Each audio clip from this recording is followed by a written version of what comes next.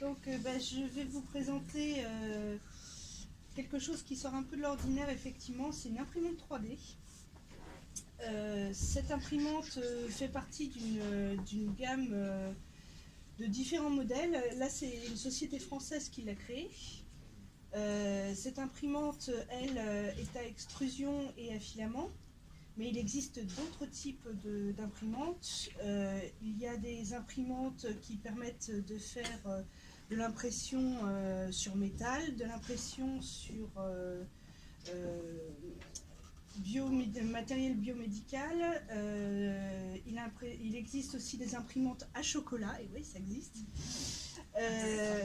Donc toutes sortes d'imprimantes existent de ce type. Simplement, la chose particulière, c'est que lors de ces impressions, l'impression se fait couche par couche. C'est ce qui est commun à tous ces types d'imprimantes. Pour certaines, ça va être un rayon qui va être envoyé sur de la matière, d'autres vont découper la matière. Celle-ci donc va déposer du fil. Je vais la mettre en route.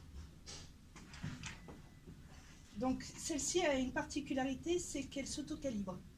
C'est une des dernières imprimantes de la génération. Elle va récupérer un fil qu'on appelle du PLA. Alors le PLA, c'est cette matière, en fait, c'est de l'acide polylactique. Le PLA est un plastique fait à partir d'amidon de maïs et il a la bonne idée d'être recyclable. Donc c'est quand même assez utile dans notre société à forte tendance écologique. Ce PLA donc va rentrer via un extrudeur qui est sur le côté. Il va rentrer par ce tube et ensuite arriver au niveau de la tête qui va se mettre à chauffer très très fort. La tête va monter dans les 200 degrés, donc attention, c'est très très chaud. Il y a derrière la tête, il y a un petit ventilateur qui va permettre de refroidir le fil et donc donner la bonne quantité de plastique à déposer sur la plateforme qui est là. La plateforme qui est là, c'est ce qu'on appelle un grip.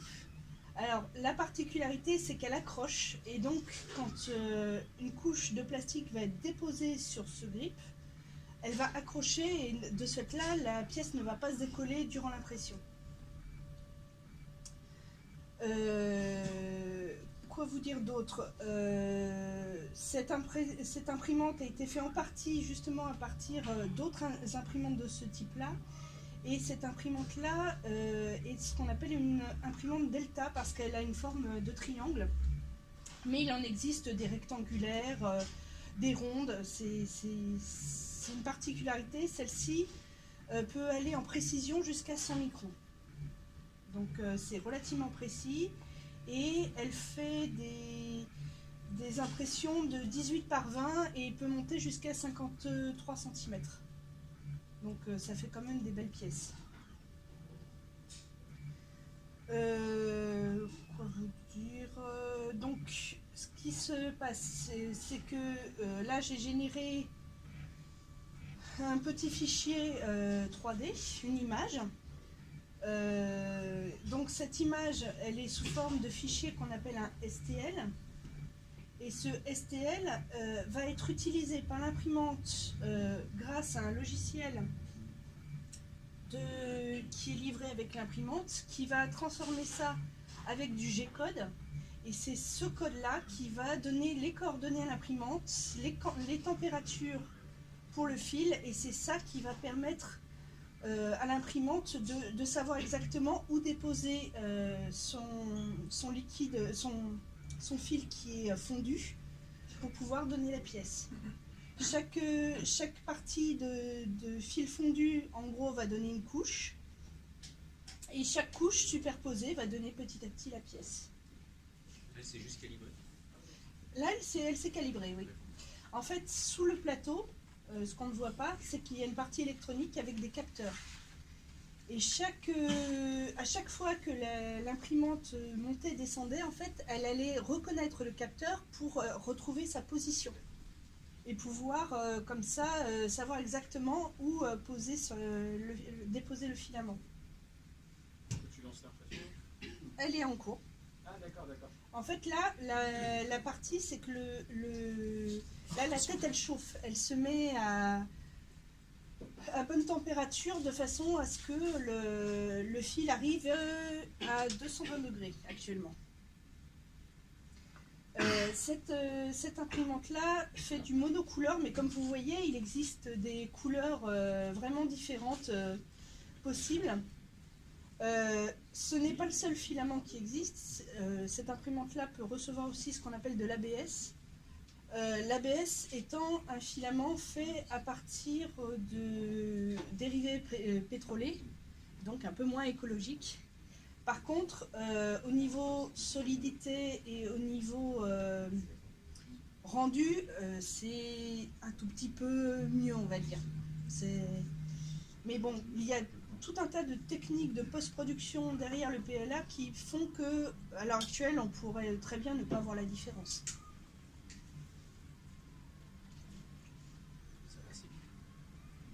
Là, l'imprimante, elle est partie pour 26 minutes. Ah ouais. Ok. Je vais juste... L'arrêter en plein milieu. Oui, on peut l'arrêter en plein milieu. C'est la mettre en pause, en fait. Elle va garder la position.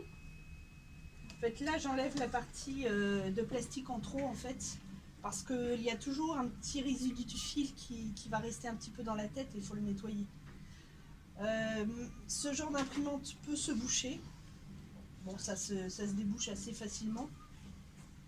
Je vous conseille de venir voir, c'est assez bien. Le plastique, il est là, sur le côté. C'est un petit fil. C'est un fil de 1,75 mm de diamètre.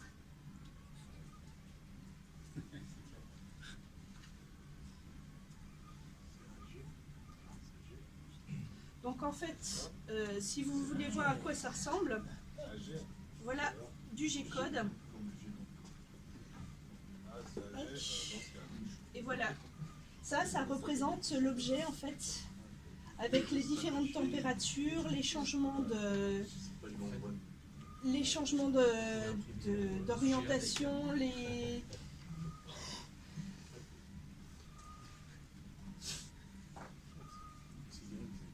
Voilà.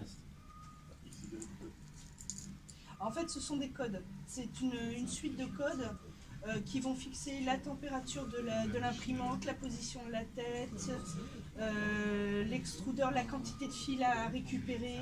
Enfin, voilà, il y a plein d'informations qui sont contenues dans ce code.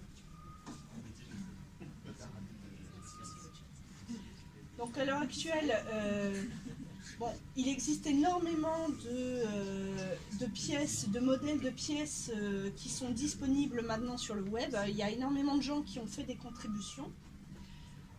Il y a aussi certaines marques qui mettent à disposition des modèles de pièces de rechange parce qu'ils se sont aperçus que il y avait effectivement une réelle possibilité à ce niveau-là, notamment des boutons de cuisinière, de machine à laver, de choses comme ça.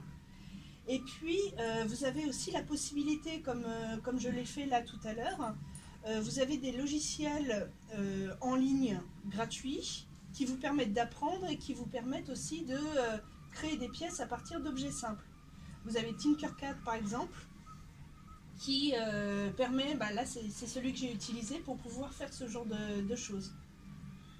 Et derrière ces pièces, ces modèles 3D, vous avez possibilité aussi de les améliorer et de les coder. Ce sont des points JS. Alors je suppose que c'est du JavaScript, mais j'en suis pas sûre. Et du coup, tu as des pièces qui sont pas possibles d'imprimer. Le logiciel dit ça c'est pas possible du fait que tu fasses. Il y a des limitations, oui. Tu fasses pas de, ouais. Si la pièce est trop petite ou si la pièce est trop grande, ou s'il manque par exemple Oui. un lien entre les. il va faire n'importe quoi. C'est-à-dire que à l'heure actuelle, le logiciel lui donne bêtement les ordres et lui, il va tenter de faire quelque chose, Ah oui. mais s'il n'arrive pas à le faire, voilà. La dernière chose que j'ajouterais, c'est que quand vous avez des pièces très alambiquées et que elles vont un petit peu, comment dire, sur les côtés, etc., en fait, il y a possibilité, le logiciel peut ajouter du support. Le support, en fait, ce sont des parties de pont, voilà, ce sont des ponts vis-à-vis du plateau, et ça permet de rigidifier la structure pour que l'impression soit belle. Et une fois que la structure est faite, c'est facilement enlevable. Avec un petit scalpel, on peut très bien découper, même en poussant, ça s'en va. Le coup du diplodocus. Oui, par exemple. Ah, c'est pas fou, Ouais. Alors, ce qui est assez formidable avec ce genre d'imprimante, c'est que ça permet de faire maintenant un petit peu tout ce dont on rêve. Et reste maintenant à bien savoir manipuler la 3D. Et puis, bon, faut quand même dire une chose, c'est que c'est le début de l'accessibilité à tout le monde. Mais ça reste encore pour des bricoleurs.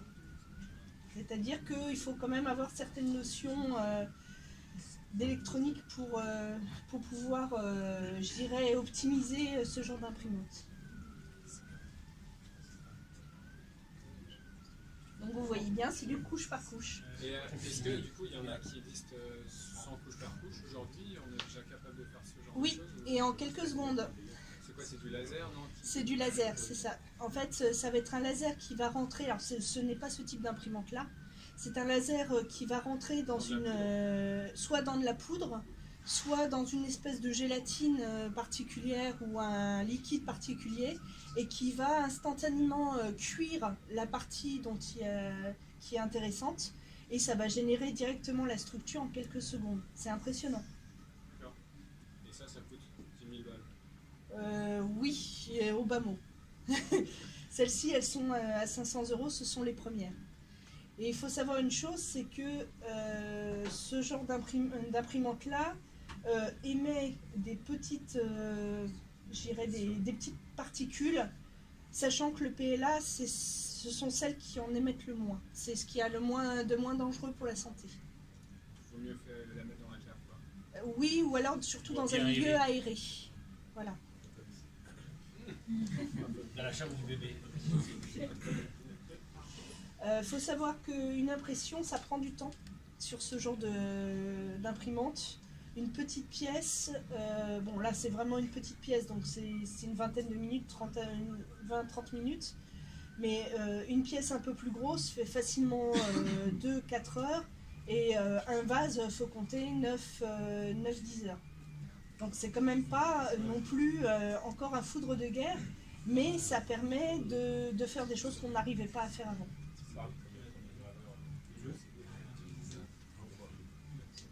C'est génial.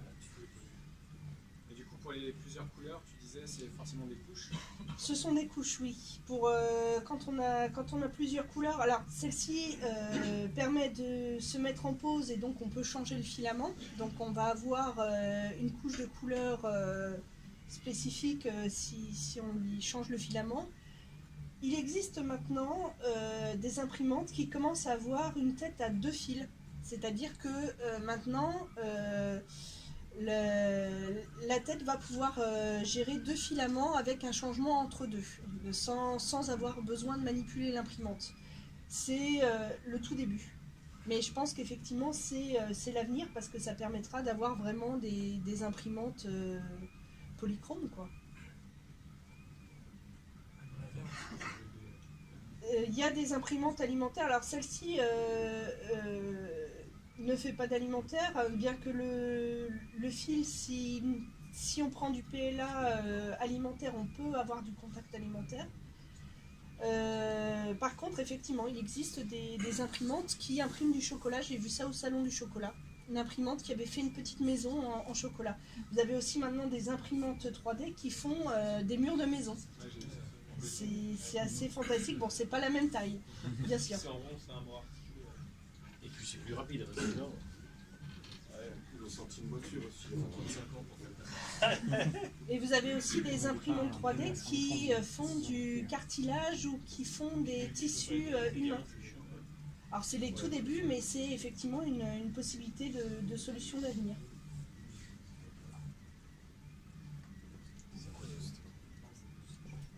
C'est vachement Franchement, complètement imbécile. Et elle n'est pas très bruyante. Ouais, c'est vrai que toi, vous dormir presque à côté. Ouais. Non, c'est vrai, je la mets dans les cheveux, ça. Non, je sais. Alors, pour ceux qui veulent s'amuser un petit peu à manipuler ce genre de choses, Toi, t'as acheté un stylo aussi, là. j'ai ramené un stylo. Attention de ne pas vous brûler, Et tout ça vaut quoi, simplement. alors, ce stylo? C'est bien ou c'est notre jet? C'est le même principe en fait. Ouais, Mais bon, évidemment, on n'aura pas la précision de l'informatique qui est derrière. Mais ça permet de s'amuser un peu. Vous avez un bouton pour pouvoir l'allumer et puis pour pouvoir mettre du fil pour pouvoir construire une structure. Mais le principe est exactement le même.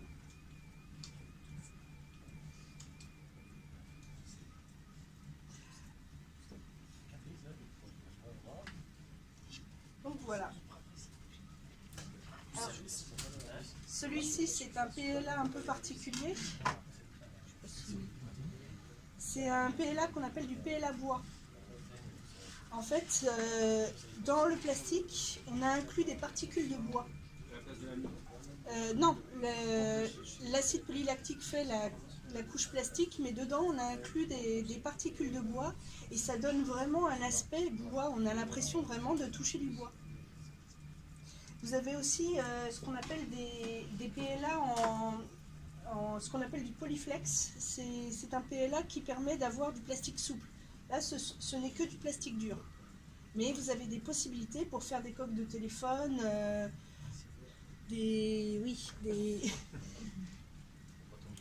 pour faire tout ce qui est un petit peu souple, il y a des possibilités. Par contre, effectivement, ce PLA-là est un petit peu moins recyclable que l'autre. Voilà, vous savez tout. Est-ce qu'il y a des questions? Attends. Des questions? Si pour l'impression multicouleur, du coup, tu dois savoir à quelle couche il en est pour faire le stop. Alors, Ouais, il s'arrête. en fait, le logiciel permet... Je sais pas en micron à combien t'es, parce que, je sais pas. En fait, le logiciel permet de choisir où on s'arrête. On a une possibilité d'ajouter des pauses au niveau de l'imprimante avec la découpe 3D de la pièce. Et à ce moment-là, effectivement, on peut dire, bah voilà, changement de couche. D'ailleurs, il y en aura une tout à l'heure. Ça va sortir le fil automatiquement. Il faut juste penser à la mettre en pause, changer le fil et de ce fait-là, on peut changer de couleur. Là, pour ce petit truc-là, par exemple, hop, c'est un changement de couleur. Deux, non? Oui, il y a deux changements de couleur, oui. Ah, ça y est, c'est encore essayé. Avec le Real Times. Ah, et là, en plus, il était en creux, là. Oui. Le mec. Si vous voulez voir, hack. Là, si vous regardez, ça a fait un creux pour pas utiliser trop de matière dans le vin.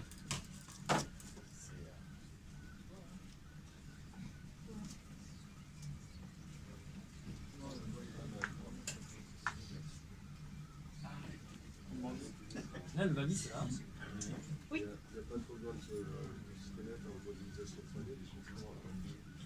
Alors en fait, si tu utilises des objets simples comme dans Tinkercad, c'est tout à fait possible de faire des choses pas trop compliquées.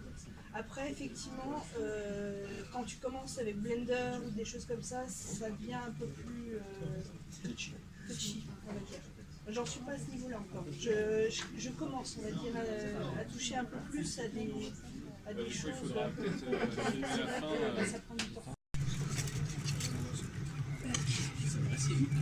Ouais, surtout que pour les chiffres, ça va vite. Hein. Tout à l'heure, quand il faisait des bandes de longueur, c'était là, mais là, celui-là, il fait 20, et le logo vient de là. En plus, ça te le fait en creux. En fait, Tu vois, ça va avec du donner vide, ça. hein. Ouais, ouais, Et après, ouais. Ça, il c'est y a 26 minutes, c'est ce qu'on lui avait dit. Attends, c'est un petit fil là qui, tu le vois? pas grave. Ah voilà. Voilà. C'est rigide, hein? On enlève le support. Tu peux pas péter le truc en faisant Donc ça il y a juste une couche en fait. Qu'il a faite au début, c'était assez marrant ça. Oui, je vais demander une adhésion supplémentaire au plateau. D'accord. Voilà, Et après un petit coup de lime et c'est réglé. exactement. Et voilà. Montre de proche.